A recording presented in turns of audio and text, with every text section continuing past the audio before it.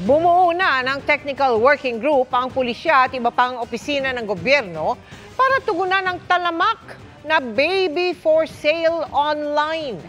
Sa gitna niyan, isang nanay ang naaresto sa Northern Samar matapos umanong ibenta ang 2 anak.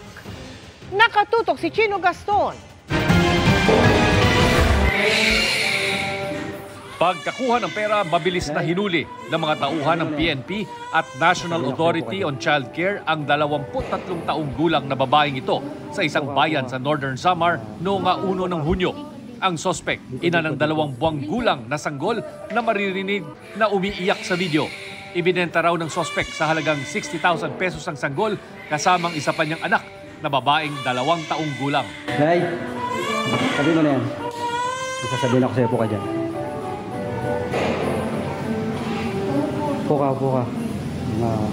Puka. Lingkod. Hawak na ng mga otoridad ang ginang na isa lang sa 3 insidente ng online na pagbebenta ng mga sanggol o bata para sa adoption. Dahil sa talamak na baby for sale online, bumuo na ng Technical Working Group ang PNP, NACC at Cybercrime Investigation and Coordinating Center. Problema talaga siya dahil it's a form of illegal adoption and pwede siyang tumungo sa trafficking. Huwag po nating tangkilikin yung illegal adoption at online baby selling dahil ito ay may karampatang parusa. Pwede kang parusahan ng trafficking, child abuse and exploitation at lifetime imprisonment po. Yan. Out of the 23 na FB sites, meron kaming 4 na nakita na meron talagang transaction. So na-operate namin, siguro 3 na yata yung na-operate namin.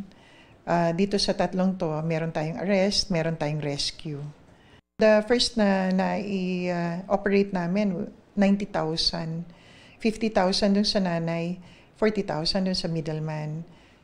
Ang CICC na nasa ilalim ng Department of Information and Communications Technology patuloy raw ang pag-monitor sa mga internet sites. We are also being asked to help remove those sites that are promoting the selling and illegal adoption of children. Nasa social media platforms. Payo ng NACC sa mga nais mag-adapt at mga magulang na gustong ipa-adapt ang mga anak. They can go to any DSWD residential care facilities na streamline na, ginawa ng expeditious, inexpensive ang adoption process. Hindi na rin po kinakailangan kumuha pa ng mga abogado para tumulong sa kanilang mga adoption papers. Ngayon pong tumatayong lawyers ay mga social workers na natin.